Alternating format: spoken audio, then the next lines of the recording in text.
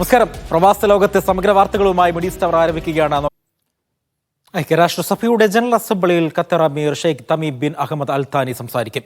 General അസംബ്ലിയുടെ ഉദ്ഘാടന സെഷനായാണ് അമീർ അഭിസംബോധന ചെയ്യുക. ചൊവ്വാഴ്ചയാണ് ഐക്യരാഷ്ട്രസഭ ജനറൽ അസംബ്ലി ചേരുന്നത്. ഗസയിലെ ഇസ്രായേൽ ആക്രമണം ഒരു വർഷത്തിലേക്ക് നീങ്ങുന്നതിനിടെ മധ്യസ്ഥ രാജ്യമായ ഖത്തറിന്റെ ശബ്ദത്തെ അന്താരാഷ്ട്ര സമൂഹം ശ്രദ്ധയോടെയാണ് വീക്ഷിക്കുന്നത്. UN-ൽ അമീറിന്റെ മുൻ പ്രസംഗങ്ങൾ ലോക ശ്രദ്ധ ആകർഷിച്ചിരുന്നു. 76ാമത് പൊതുസമ്മേളനത്തിൽ സുഡാൻ, ലെബനാൻ, യമൻ, ലിബിയ, ഫലസ്തീൻ, സിറിയ, അഫ്ഗാൻ തുടങ്ങിയ വിവിധ വിഷയങ്ങൾ അമീർ ഉറച്ച ശബ്ദത്തോടെ അവതരിപ്പിച്ചത് ലോകം ശ്രദ്ധയോടെയാണ് ശ്രവിച്ചത്. 9ാമത് ജനറൽ അസംബ്ലിയാണ് ചൊവ്വാഴ്ച ചേരുന്നത്. Media 1 Doha. ഐക്യരാഷ്ട്രസഭാ സമ്മേളനത്തിനായി ന്യൂയോർക്കിലെത്തിയ കുവൈറ്റ് കിരീടാവകാശി UN general assembly president Philemon യാങ്ങുമായും ഐക്യരാഷ്ട്രസഭാ സെക്രട്ടറി ജനറൽ അന്റോണിയോ ഗുട്ടറസുമായും കൂടിക്കാഴ്ച നടത്തി. 79ാമത് സെഷനിൽ പങ്കെടുക്കാനായാണ് കിരീടാവകാശിയുടെ നേതൃത്വത്തിൽ കുവൈറ്റിൽ സംഘം ന്യൂയോർക്കെത്തിയത്. കുവൈത്ത് അമീറിന്റെ ആശംസകൾ കിരീടാവകാശി ഷെയ്ഖ് സബാഹ് ഖാലിദ് അസബാഹ് ഇരുവരെയും അറിയിച്ചു. അന്റോണിയോ ഗുട്ടറസുമായുള്ള കൂടിക്കാഴ്ചയിൽ മിഡിൽ ഈസ്റ്റ്, സുഡാൻ, ഗൾഫ് മേഖലയിലെ സഹകരണം, സമാധാനം, സുരക്ഷ തുടങ്ങിയ വിഷയങ്ങൾ ചർച്ച നടത്തി. UN-ന് എല്ലാ പിന്തുണയും വാഗ്ദാനം നൽകിയ ഷെയ്ഖ് സബാഹ് പുതിയ ചുമതലകൾ നിർവഹിക്കുന്നതിൽ ഫിലോമോൻ യാങ് വിജയിക്കട്ടെയെന്നും ആശംസിച്ചു. ഐക്യരാഷ്ട്രസഭയ്ക്കുള്ള മികച്ച സംഭാവനകൾക്കും കുവൈത്ത് നൽകുന്ന എല്ലാ പിന്തുണയ്ക്കും ഫിലോമോൻ യാങ് നന്ദി അറിയിച്ചു. സന്ദർശനത്തിനിടെ പ്രധാന US കോർപ്പറേഷനുകളുടെയും ഏജൻസികളുടെയും പ്രതിനിധികളുമായി സാമ്പത്തിക നിക്ഷേപ സഹകരണത്തെക്കുറിച്ച് കിരീടാവകാശി ചർച്ച ചെയ്തു. രാവിലെ ഫലസ്തീൻ പ്രസിഡന്റ് മഹ്മൂദ് അബ്ബാസുമായി അദ്ദേഹത്തിന്റെ വസതിയിൽ കുവൈത്ത് കിരീടാവകാശി കൂടിക്കാഴ്ച നടത്തിയിരുന്നു.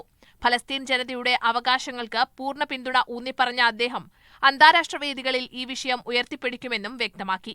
വിദേശകാര്യമന്ത്രി അബ്ദുള്ള അൽഹയും മുതിർന്ന ഉദ്യോഗസ്ഥരും കൂടിക്കാഴ്ചയിൽ സന്നിഹിതരായിരുന്നു. പലസ്തീനെതിരായ ഇസ്രായേൽ ആക്രമണങ്ങൾ അവസാനിപ്പിക്കാനും പലസ്തീൻ ജനതയെ സംരക്ഷിക്കാനും കുവൈത്ത് അന്താരാഷ്ട്ര സമൂഹത്തോട് നേരത്തെ ആവശ്യപ്പെട്ടിരുന്നു. Media 1 Kuwait City. ദുരിതബാധിതരായ സുഡാനികൾക്ക് കുവൈറ്റിന്റെ കൂടുതൽ സഹായം. തുർക്കിയുടെയും കുവൈറ്റിന്റെയും 2500 ടൺ സഹായങ്ങളുമായ കപ്പൽ മെർസിൻ തുറമുഖത്ത് നിന്ന് പുറപ്പെട്ടതായി കുവൈറ്റ് സൊസൈറ്റി ഫോർ റിലീഫ് അറിയിച്ചു. ആഭ്യന്തര സംഘർഷത്തിലും വെള്ളപ്പൊക്കത്തിലും ദുരിതം അനുഭവിക്കുന്ന സുഡാൻ ജനതയ്ക്ക് കുവൈറ്റ് സർക്കാർ നൽകുന്ന പിന്തുണയുടെ ഭാഗമായാണ് കപ്പൽ അയക്കുന്നത്. കപ്പലിൽ 150 കണ്ടെയ്നറുകളിലായി ഭക്ഷണം, ഷെൽട്ടറിംഗ് സാമഗ്രികൾ എന്നിവയും വിവിധ ദുരിതാശ്വാസ വസ്തുക്കളും ഉൾപ്പെടുന്നു. രാജ്യത്തേക്ക് നുഴഞ്ഞുകയറിയുന്നവർക്ക് ജോലി നൽകിയാൽ കനത്ത പിഴ നൽകേണ്ടി വരുമെന്ന മുന്നറിയിപ്പുമായി വീണ്ടും റോയൽ ഒമാൻ പോലീസ്. നുഴഞ്ഞുകയറ്റക്കാരെ നിയമിച്ചാലും താമസിപ്പിച്ചാലും 1000 മുതൽ 2000 റിയാൽ വരെ പിഴയും 10 മുതൽ 30 ദിവസം വരെ തടവും ലഭിക്കും. നിയമപരമായ രേഖകളൊന്നുമില്ലാതെ പാസ്പോർട്ടില്ലാതെ രാജ്യത്തേക്ക് അനധികൃതമായി പ്രവേശിക്കുന്നതിനെയാണ് നുഴഞ്ഞുകയറ്റമായി കണക്കാക്കുന്നത്. ഫോറിനേഴ്സ് റെസിഡൻസി നിയമം അനുസരിച്ച് അനധികൃതമായി പ്രവേശിക്കുന്നയാൾക്ക് 1 മുതൽ 3 വർഷം വരെ തടവും 100 മുതൽ 500 റിയാൽ വരെ പിഴയും ലഭിക്കും. നുഴഞ്ഞുകയറ്റക്കാരെ ജോലിക്ക് നിയമിച്ചവരും താമസിപ്പിച്ചവരും കുടുങ്ങും. ഇവർക്ക് 1000 മുതൽ 2000 റിയാൽ വരെ പിഴയും 10 മുതൽ 30 ദിവസം വരെ തടവും ലഭിക്കും. യാതൊരു രേഖകളുമില്ലാതെ ഒരാളെ താമസിപ്പിക്കുകയോ ജോലി എടുപ്പിക്കുകയോ ചെയ്യുന്നതിലെ അപകടങ്ങളെക്കുറിച്ച് ബോധവൽക്കരണ പരിപാടികൾ നടത്തിവരുന്നുണ്ടെന്ന് ക്യാപ്റ്റൻ സയ്യിദ് സലി അൽ മഹ്റാസി പറഞ്ഞു. ഒരു നുഴഞ്ഞുകയറ്റക്കാരനെ അറസ്റ്റ് ചെയ്ത് കഴിഞ്ഞാൽ നാടുകടത്തുന്നതിനായി അവരുടെ എംബസികളുമായി ബന്ധപ്പെടുന്നതിനു പുറമെ നിയമപരമായ നടപടിക്രമങ്ങൾക്കായി അദ്ദേഹത്തെ ഉടൻ റഫർ ചെയ്യുമെന്നും റോയൽ ഒമാൻ പോലീസ് പറയുന്നു. Media 1 Muscat. ഒമാനിൽ ഇലക്ട്രിക് വാഹനങ്ങളുടെ എണ്ണത്തിൽ വൻ കുതിച്ചുചാട്ടം. കഴിഞ്ഞ വർഷത്തെ അപേക്ഷിച്ച് ഈ വർഷം 300% വർധനവാണ് രേഖപ്പെടുത്തിയത്. കഴിഞ്ഞ വർഷം 550 വാഹനങ്ങൾ ഉണ്ടായിരുന്നിടത്ത് ഇത്തവണ 1500 ഇലക്ട്രിക് വാഹനങ്ങളാണ് രജിസ്റ്റർ ചെയ്തത്. ഇലക്ട്രിക് വാഹനങ്ങളുടെ ഉപയോഗം വർദ്ധിപ്പിക്കുന്നതിന് നിരവധി ആനുകൂല്യങ്ങളാണ് സർക്കാർ വാഗ്ദാനം ചെയ്തിരിക്കുന്നത്. കസ്റ്റംസ് നികുതിയിൽ നിന്ന് 100% ഇളവ്, റോയൽ ഒമാൻ പോലീസിനെ ഇലക്ട്രിക് വാഹനങ്ങളുടെ രജിസ്ട്രേഷൻ ഫീസിൽ നിന്ന് ഒഴിവാക്കൽ, വാഹനങ്ങൾക്കും സ്പെയർ പാർട്സിനും 0% മൂല്യവർദ്ധിത നികുതി എന്നിങ്ങനെയാണ് ആനുകൂല്യങ്ങൾ. രാജ്യത്ത് ഇലക്ട്രിക് വാഹനങ്ങൾ തിരഞ്ഞെടുക്കുന്നവരുടെ എണ്ണത്തിൽ വർധനയുണ്ടായിട്ടുണ്ടെന്ന് ഗതാഗത വാർത്താവിനിമയ വിവര സാങ്കേതിക മന്ത്രാലയത്തിന്റെ under secretary engineer Khamis bin Mohammed al Shamakhi പറഞ്ഞു. ഒമാനിലെ സുസ്ഥിര വികസന അജണ്ടയിൽ ഗ്രീൻ മൊബിലിറ്റിക്ക് വളരെയധികം പ്രാധാന്യം നൽകിയിട്ടുണ്ടെന്നും അദ്ദേഹം പറഞ്ഞു. സ്വകാര്യ മേഖലയുമായി സഹകരിച്ച് കഴിഞ്ഞ വർഷം 120-ലധികം ചാർജിംഗ് പോയിന്റുകൾ സ്ഥാപിച്ചു. ഈ വർഷാവസാനത്തോടെ ഇത് 200-ലധികം എത്തുമെന്നാണ് പ്രതീക്ഷിക്കുന്നതെന്ന് അദ്ദേഹം കൂട്ടിച്ചേർത്തു. 2050ഓടെ കാർബൺ ബഹിർഗമനം 0-ലെത്തിക്കുന്നതിനുള്ള ശ്രമത്തിലാണ് ഒമാൻ. ഇതിന്റെ ഭാഗമായാണ് ഇലക്ട്രിക് വാഹനങ്ങളിലേക്ക് ജനങ്ങളെ ആകർഷിപ്പിക്കുന്നത്. ഗതാഗത മേഖലയിൽ നിന്നുള്ള മലിനീകരണം കുറയ്ക്കാൻ ഒമാൻ വിവിധ വകുപ്പുകളുമായി ചേർന്ന് യോജിച്ച പ്രവർത്തനങ്ങളാണ് നടത്തിക്കൊണ്ടിരിക്കുന്നത്. സുൽത്താനേറ്റിലെ മൊത്തം ഹരിതഗൃഹ വാഹനങ്ങളുടെ പുറന്തള്ളലിൽ 18% ഗതാഗത മേഖലയിൽ നിന്നാണ്. Media 1 Muscat.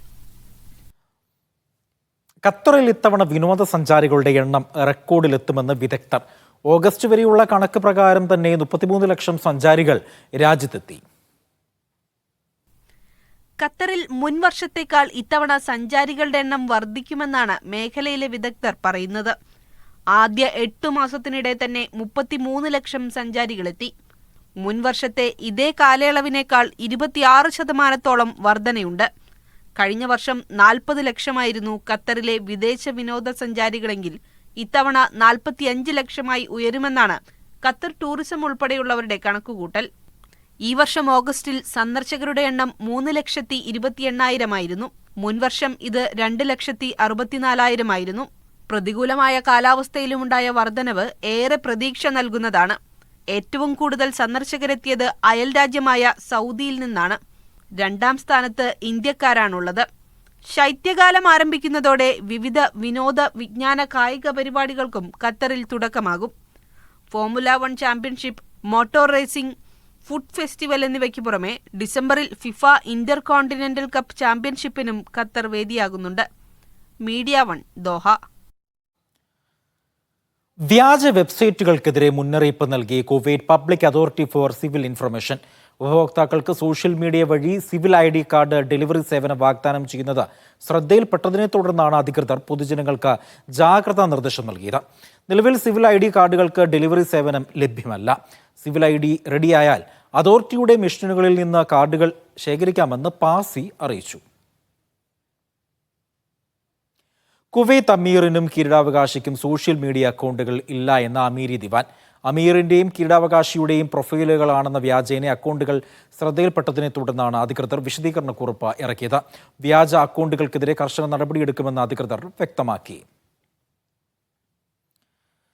Dubai ദേരയിൽ Abubakar Siddique metro സ്റ്റേഷന് സമീപത്ത് പ്രവർത്തിക്കുന്ന വെയർ ഹൌസിൽ തീപിടുത്തം. ഞായറാഴ്ച രാവിലെ 9:30യോടെയാണ് തീപിടുത്തമുണ്ടായത്. ഉടനെ സംഭവസ്ഥലത്തെത്തിയ സിവിൽ ഡിഫൻസ് സംഘം തീയണച്ചതിനാൽ ആളപായമില്ല. അപകടത്തിന്റെ നാശനഷ്ടങ്ങൾ വിലയിരുത്തി വരികയാണ്. തീപിടുത്തത്തിന്റെ കാരണം വ്യക്തമല്ല. ഷാർജ എമിറേറ്റിലും ഇലക്ട്രിക് ബസ്സുകൾ സർവീസ് തുടങ്ങി. 3 ഇന്റർസിറ്റി റൂട്ടുകളിലായി 10 ബസ്സുകളാണ് സർവീസ് നടത്തുകയെന്ന് ഷാർജ റോഡ് ഗതാഗത അതോറിറ്റി അറിയിച്ചു. വൈകാതെ കൂടുതൽ ഗ്രീൻ ബസ്സുകൾ നിരത്തിലിറക്കാനും പദ്ധതിയുണ്ട്. ക്ലൈമറ്റ് ന്യൂട്രാലിറ്റി 2050 സംരംഭത്തെ പിന്തുണയ്ക്കാനുള്ള ശ്രമങ്ങളുടെ ഭാഗമായാണ് ഇലക്ട്രിക് ബസ്സുകൾ. ഹരിത പൊതുഗതാഗത സംവിധാനങ്ങളെ പ്രോത്സാഹിപ്പിക്കുകയും പാരിസ്ഥിതിക സുസ്ഥിരത കൈവരിക്കാനുമാണ് ഷാർജ ലക്ഷ്യമിടുന്നതെന്ന് SRTA chairman engineer Yousuf Khamis al Usmani വ്യക്തമാക്കി. ഇന്റർസിറ്റി ട്രാൻസ്പോർട്ട് ഡിപ്പാർട്ട്മെന്റിന്റെ സഹകരണത്തിൽ എമിറേറ്റിലെ പ്രധാന ഡിപ്പാർട്ടുകൾ നടത്തിയ പഠനങ്ങളുടെയും സ്ഥിതിവിവര കണക്കുകളുടെയും അടിസ്ഥാനത്തിലാണ് 3 റൂട്ടുകൾ തെരഞ്ഞെടുത്തത്. യാത്രക്കാരുടെ എണ്ണവും ആവശ്യകതയും കൂടുതലുള്ള സ്ഥലങ്ങളാണ് പഠനത്തിൽ മാനദണ്ഡമാക്കിയത്. ആദ്യഘട്ട സർവീസ് വിജയകരമായതിനാൽ മറ്റിടങ്ങളിലേക്ക് കൂടി ഇലക്ട്രിക് ബസ്സുകളുടെ സർവീസ് വ്യാപിപ്പിക്കാനാണ് പദ്ധതി. കിങ്ലേങ് മോഡൽ ബസ്സുകളാണ് സർവീസിന് ഉപയോഗിക്കുക. 9 മീറ്റർ നീളവും നിരവധി സവിശേഷതകളുമുള്ള ബസ്സിന് 41 യാത്രക്കാരെ ഉൾക്കൊള്ളാനുള്ള ശേഷിയുമുണ്ട്. Media 1 Sharjah. ഒമാന്റെ ഗതാഗത മേഖലയ്ക്ക് കരുത്തു പകർന്ന രാജ്യത്തെ വിവിധ റോഡ് പദ്ധതികളുടെ നിർമ്മാണ പ്രവർത്തനങ്ങൾ പുരോഗമിക്കുന്നു. ദോഫാർ, ജബൽ അഖ്തർ എന്നിവിടങ്ങളിലേക്കുള്ള പാതകളുടെ നിർമ്മാണം അവസാന ഘട്ടത്തിലാണ്. ദോഫാറിലെ അർജോദ് സർഫൈത്ത് റോഡ് നിർമ്മാണം 93% പൂർത്തിയായി. സലാലിയെ പടിഞ്ഞാറൻ വിലായത്തുകളായ റക്യൂത്ത്, ദാൽകുത്ത് എന്നിവയുമായി ബന്ധിപ്പിക്കുന്ന പുതിയ പാത യമനുമായുള്ള സർഫായത്ത് അതിർത്തി ക്രോസിംഗ് വരെ നീട്ടുമെന്ന് മന്ത്രാലയത്തിലെ under secretary Khamis bin Mohammed al Shamakhi അറിയിച്ചു. റോഡ് ദുർഘടമായ പർവ്വത പ്രദേശങ്ങളിലൂടെയാണ് കടന്നുപോകുന്നത്. ഉരുൾപൊട്ടൽ സാധ്യതയുള്ള പ്രദേശങ്ങൾ ഒഴിവാക്കാൻ റൂട്ട് മാറ്റേണ്ടതുണ്ടെന്ന് അദ്ദേഹം പറഞ്ഞു. 11.3 ദശലക്ഷം റിയാൽ ചെലവ് വരുന്ന പദ്ധതി അവസാന ഘട്ടത്തിലാണ്. മേഖലയിലെ റോഡ് കണക്ടിവിറ്റി മെച്ചപ്പെടുത്തുന്നതിനൊപ്പം സുരക്ഷിതമായ യാത്ര ഉറപ്പാക്കാനും ലക്ഷ്യമിടുന്നു. ജബൽ അക്തറിന്റെ മനോഹരമായ മേഖലയിലേക്കുള്ള പ്രവേശനം മെച്ചപ്പെടുത്തുന്നതിനും മന്ത്രാലയം പ്രവർത്തിക്കുന്നുണ്ട്. സെയ്ഖ് ഗഥനയ്ക്കും റിയാദ് അൽ ജബൽ ഫാമിനുമിടയിലുള്ള 9 കിലോമീറ്റർ റോഡ് നിലവിൽ വികസിപ്പിച്ചുകൊണ്ടിരിക്കുകയാണ്. പ്രദേശത്തെ പ്രകൃതി ദൃശ്യങ്ങൾ കാണാൻ ഇവിടെ എത്തുന്ന താമസക്കാർക്കും വിനോദസഞ്ചാരികൾക്കും യാത്ര എളുപ്പമാക്കാനാണ് ഇതിലൂടെ ഉദ്ദേശിക്കുന്നത്. തെക്കൻ ബാത്തിനയിലെ പർവ്വത ഗ്രാമങ്ങളെ അഭിമുഖീകരിക്കുന്ന അൽഹയിൽ വ്യൂ പോയിന്റ് ഉൾപ്പെടെ 20ഓളം ഗ്രാമങ്ങളെയും ഗ്രാമപ്രദേശങ്ങളെയും ജനപ്രിയ വിനോദസഞ്ചാര കേന്ദ്രങ്ങളെയും ബന്ധിപ്പിച്ച് പ്രാദേശിക ടൂറിസത്തിനും വികസനത്തിനും പുതിയ റോഡ് സഹായകമാകും. ഈ പദ്ധതികൾ പ്രവേശനം മെച്ചപ്പെടുത്തുക മാത്രമല്ല, സുരക്ഷാ മാനദണ്ഡങ്ങൾ ഉയർത്തുകയും പ്രാദേശിക കമ്മ്യൂണിറ്റികളുടെ ആവശ്യങ്ങൾ നിറവേറ്റുകയും രാജ്യത്തിന്റെ വിനോദസഞ്ചാര ആകർഷണം വർദ്ധിപ്പിക്കുകയുമാണ് മന്ത്രാലയത്തിന്റെ ലക്ഷ്യം. Media 1, Muscat. കുവൈത്തിൽ ട്രാഫിക് നിയമങ്ങൾ കർശനമാക്കി ഗതാഗത മന്ത്രാലയം. ഡ്രൈവ് ചെയ്യുന്ന സമയത്ത് സീറ്റ് ബെൽറ്റ് ലംഘനങ്ങൾക്കും മൊബൈൽ ഫോൺ ഉപയോഗവും കണ്ടെത്താൻ ക്യാമറകൾ ഉപയോഗിക്കുമെന്ന് ആഭ്യന്തര മന്ത്രാലയം അറിയിച്ചു. AI പോലുള്ള അത്യാധുനിക സാങ്കേതിക വിദ്യ ഉപയോഗിച്ച് അതിനൂതനമായ ക്യാമറകൾ ഘടിപ്പിക്കുന്നതോടെ രാജ്യത്തെ ട്രാഫിക് അപകടങ്ങൾ കുറയുമെന്നാണ് പ്രതീക്ഷ. റിയാദിലെ ഇത്തവണത്തെ ബുക്ക് ഫെയറിന് വ്യാഴാഴ്ച തുടക്കമാകും. ഒക്ടോബർ 5 വരെ നീണ്ടു നിൽക്കുന്ന പുസ്തകമേളയിൽ 2000 പ്രസാധകരാണ് പങ്കെടുക്കുക. മേളയിൽ 30 രാഷ്ട്രങ്ങൾ പങ്കാളികളാവുന്നുണ്ട്. റിയാദിലെ കിങ് സൗദി യൂണിവേഴ്സിറ്റിയിലായിരിക്കും പുസ്തകമേള നടക്കുക. വരുന്ന വ്യാഴാഴ്ചയോടെ റിയാദ് ബുക്ക് ഫെയറിന് തുടക്കമാകും. ഒക്ടോബർ 5 വരെ നീണ്ടു നിൽക്കുന്ന പുസ്തകമേളയിൽ 2000 പ്രസാധകരുടെ പുസ്തകങ്ങളായിരിക്കും പ്രദർശിപ്പിക്കുക. ഇതിനായി ഒരുക്കിയിരിക്കുന്നത് 800 പവലിയനുകളാണ്. 30-ലധികം രാജ്യങ്ങൾ മേളയുടെ ഭാഗമാകും.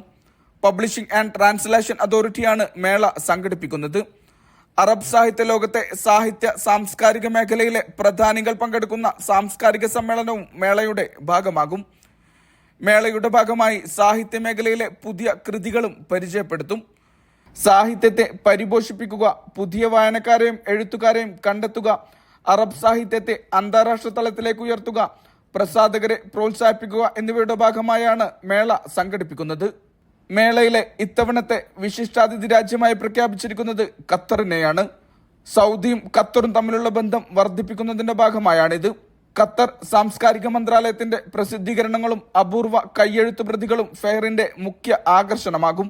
കുട്ടികൾക്കായുള്ള പ്രത്യേക പവലിയനും ഇത്തവണ ഖത്തർ ഒരുക്കും. ഇവിടെ കുട്ടികൾക്ക് മാത്രമായി വിവിധ പരിപാടികളും സംഘടിപ്പിക്കും. സെമിനാറുകൾ, ഡയലോഗ് സെഷനുകൾ, കവിയരങ്ങുകൾ, വിവിധ കലാപരിപാടികൾ എന്നിവയും ഫെയറിന്റെ ഭാഗമാകും.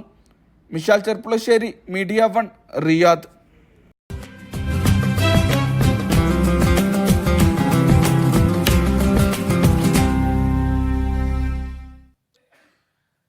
ദേശീയ ദിനത്തിന്റെ ഭാഗമായി സൗദിയിലെ വിവിധ സ്ഥാപനങ്ങളിൽ തുടരുന്ന ഡിസ്കൗണ്ട് വിൽപ്പന നിരീക്ഷിക്കുന്നതായി വാണിജ്യ മന്ത്രാലയം. ഡിസ്കൗണ്ട് നൽകുന്ന സ്ഥാപനങ്ങൾ മന്ത്രാലയം നിർദ്ദിഷ്ട മാനദണ്ഡങ്ങൾ പാലിക്കണം. നിയമലംഘനങ്ങൾ കണ്ടാൽ നടപടി ഉണ്ടാകുമെന്നും മന്ത്രാലയം മുന്നറിയിപ്പ് നൽകി. ദേശീയ ദിനത്തോടനുബന്ധിച്ച് വിവിധ സ്ഥാപനങ്ങൾ വലിയ ഓഫറുകൾ പ്രഖ്യാപിച്ചിട്ടുണ്ട്. വിലക്കിഴിവ് നൽകുന്ന സ്ഥാപനങ്ങൾക്ക് കർശന നിർദ്ദേശങ്ങൾ വാണിജ്യ മന്ത്രാലയം നേരത്തെ നൽകിയിട്ടുണ്ട്. ഇത് പാലിക്കാത്തവർക്കെതിരെ കർശന നടപടി ഉണ്ടാകും. കർശനമായ പരിശോധനയും മന്ത്രാലയത്തിന് കീഴിൽ നടന്നുവരുന്നുണ്ട്. വാണിജ്യ സ്ഥാപനങ്ങളിലും ഇ സ്റ്റോറുകളിലും ദേശീയ ദിന ഓഫറുകൾക്ക് ലൈസൻസ് നിർബന്ധമാണ്. ഇവ സ്ഥാപനങ്ങളിൽ പ്രദർശിപ്പിക്കണം. വിലക്കിഴിവുള്ള സാധനങ്ങളുടെ വില ഉപഭോക്താവിന് വ്യക്തമാവണം. ഡിസ്കൗണ്ടിന് മുൻപുള്ള വിലയും പ്രദർശിപ്പിക്കണം. വിലക്കിഴിവിൽ തെറ്റിദ്ധരിപ്പിക്കാനോ കൃത്രിമത്വം കാണിക്കാനോ പാടില്ല. ഓഫർ കാലയളവിൽ ഉപഭോക്താവിന് വാങ്ങിയ സാധനം മാറ്റിയെടുക്കുന്നതിനോ തിരിച്ചു നൽകുന്നതിനോ ഉള്ള മാനദണ്ഡങ്ങൾ എന്താണെന്ന് വ്യക്തമാക്കണം. മൊബൈൽ ക്യാമറ ഉപയോഗിച്ച് സ്കാൻ ചെയ്ത് മനസ്സിലാക്കുന്ന ബാർകോഡുകൾ ഉൽപ്പന്നത്തോടൊപ്പം പ്രദർശിപ്പിക്കണം. സെപ്റ്റംബർ 16 മുതൽ സെപ്റ്റംബർ 30 വരെയാണ് ദേശീയ ദിന ഡിസ്കൗണ്ട് സ്ഥാപനങ്ങൾക്ക് നൽകാനാവുക. Media 1, Jeddah. മറ്റ് പ്രവാസ വാർത്തകളിലേക്ക്. മസ്കത്ത് വിമാനത്താവളത്തിൽ പാർക്കിംഗ് ഫീസ് ഇനി എളുപ്പത്തിൽ അടയ്ക്കാം. ഇതിനായി മൊബൈൽ പേയ്മെന്റ് ഓപ്ഷൻ അവതരിപ്പിച്ചു. കഴിഞ്ഞ ജൂലൈയിൽ വിമാനത്താവളത്തിൽ ദീർഘനേരം പാർക്കിങ്ങിനുള്ള ഫീസിലും ഒമാൻ എയർപോർട്ട്സ് അധികൃതർ ഇളവ് നൽകിയിരുന്നു. പുതിയ നിരക്ക് പ്രകാരം P5 ലോട്ടിൽ ഒരു ദിവസത്തേക്ക് പാർക്ക് ചെയ്യാൻ 1 റിയാൽ മാത്രമാണ് ഈടാക്കുന്നത്.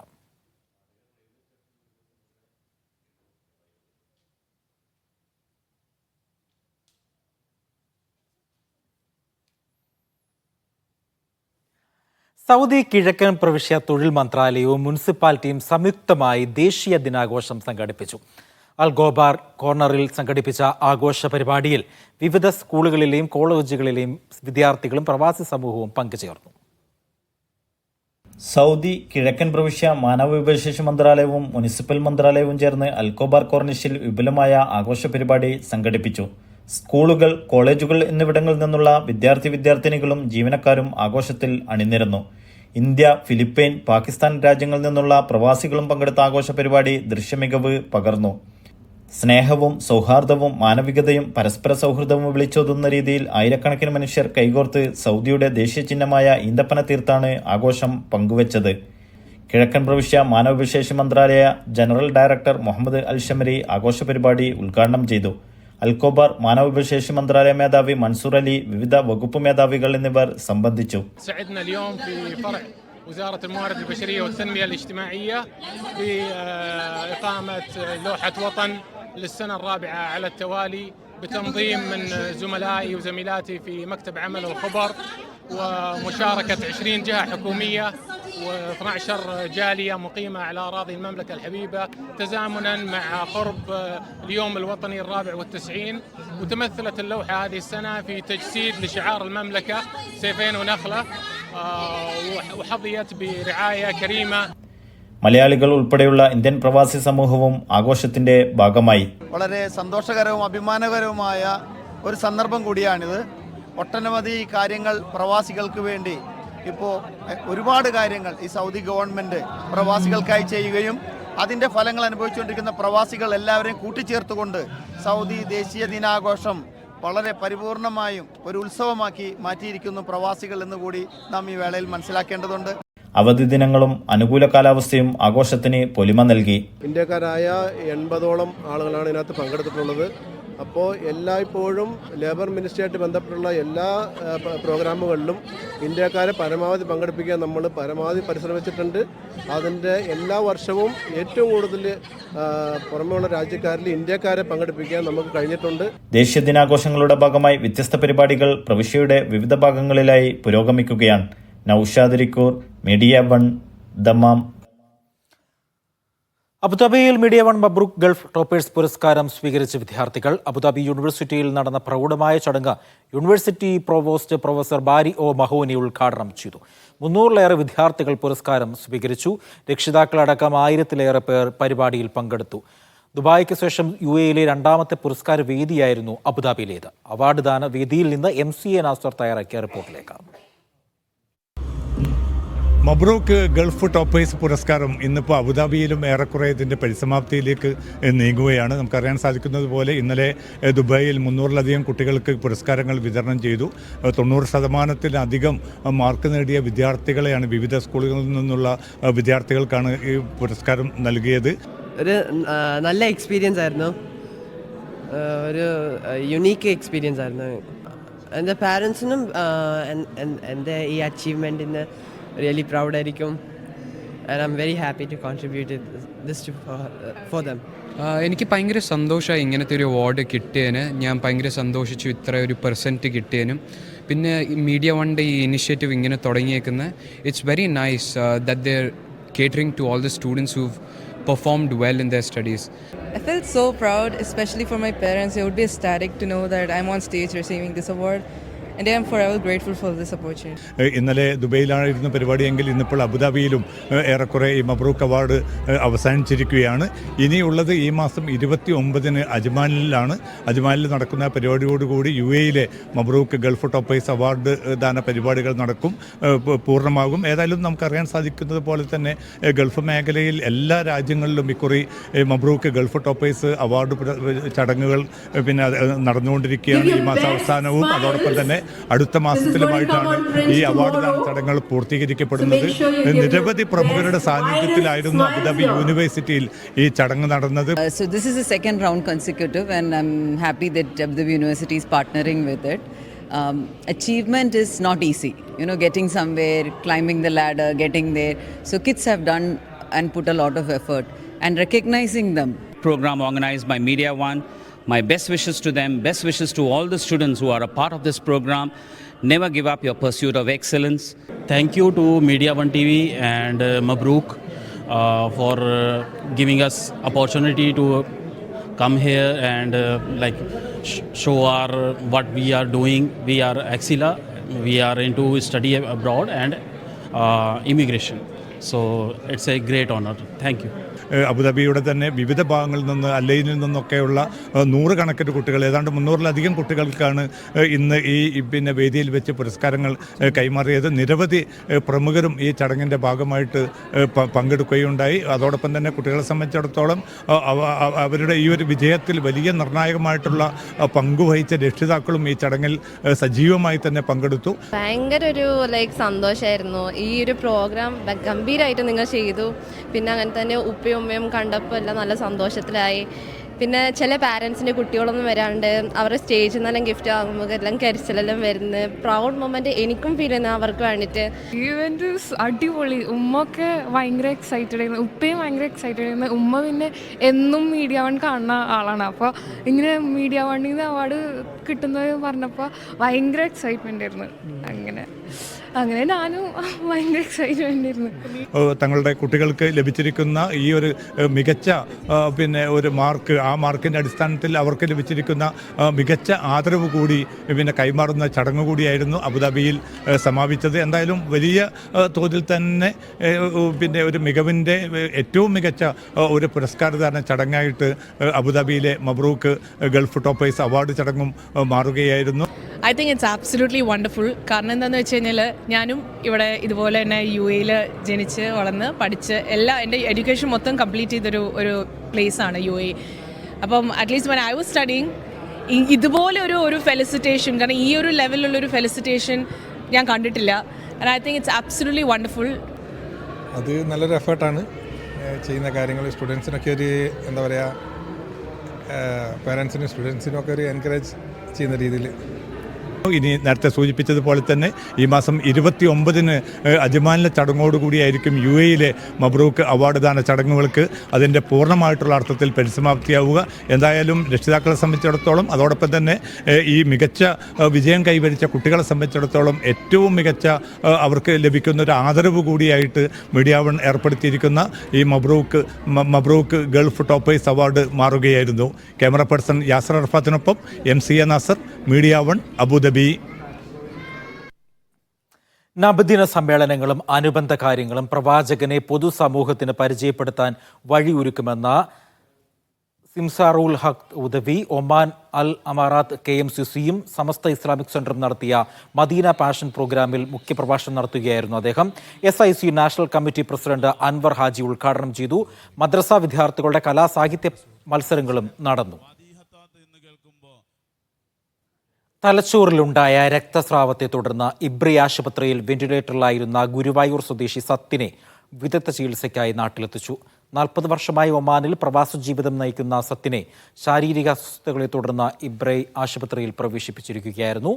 വിദഗ്ധ ചികിത്സയ്ക്കായി നാട്ടിൽ എത്തിക്കണമെന്ന വീട്ടുകാരുടെ അഭ്യർത്ഥന ഇബ്രിയിലെ സാമൂഹിക പ്രവർത്തകരായ സുഭാഷ് കുമാർ, തമ്പാൻ, സുനീഷ് എന്നിവർ ഏറ്റെടുത്ത ശേഷം നടത്തിയ കൂട്ടായ്മ പ്രവർത്തനമാണ് എയർലിഫ്റ്റിംഗ് സാധ്യമാക്കിയത്. യുണൈറ്റഡ് നേഴ്സസ് ഇന്ത്യ ബഹ്റൈൻ യുനാഫ് അൽ ഹിലാൽ ആശുപത്രികളുടെ സഹകരണത്തോടെ മെഡിക്കൽ ക്യാമ്പ് സംഘടിപ്പിച്ചു. പ്രസിഡന്റ് വിശാൽ മുല്ലശ്ശേരിൽ അധ്യക്ഷത വഹിച്ചു. സുധീർ തിരുനിലത്ത് ഉദ്ഘാടനം ചെയ്തു. 200-ൽ പരം പേർ ക്യാമ്പിൽ പങ്കെടുത്തു. കേരള ഇസ്ലാമിക് ഗ്രൂപ്പ് കുവൈറ്റ് ഉംറ സംഘം സംഘടിപ്പിച്ചു. സാൽമിയ സെൻട്രൽ ഹാളിൽ നടന്ന പരിപാടിയിൽ KIG ഷൂറ അംഗം നിയാസ് ഇസ്ലാഹി അധ്യക്ഷത വഹിച്ചു. ഹമീദ് കേളോത്ത്, ആയിഷ അഹമീദ്, റഷീദ് ബാവ, കാസിം, റഫീഖ് ബാബു, ഉമർ ഫാറൂഖ് എന്നിവർ ഉംറ അനുഭവങ്ങൾ പങ്കുവച്ചു. ഉംറ യാത്രയിൽ നടത്തിയ ക്വിസ് മത്സരത്തിൽ വിജയികളായവർക്ക് KIG സെക്രട്ടറി ഫിറോസ് അഹമീദ് സമ്മാനങ്ങൾ വിതരണം ചെയ്തു. ജവാദ് KM, അബ്ദുൾ വാഹിദ്, അബ്ദുൾ ഷുക്കൂർ എന്നിവർ പരിപാടികൾക്ക് നേതൃത്വം നൽകി.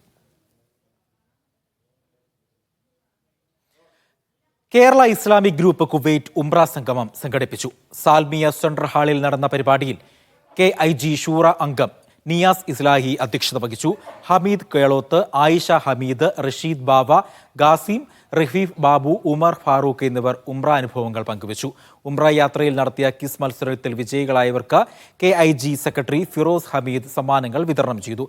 ജാവാദ് KM, അബ്ദുൾ വാഹിദ്, അബ്ദുൾ ഷുക്കൂർ എന്നിവർ പരിപാടികൾക്ക് നേതൃത്വം നൽകി.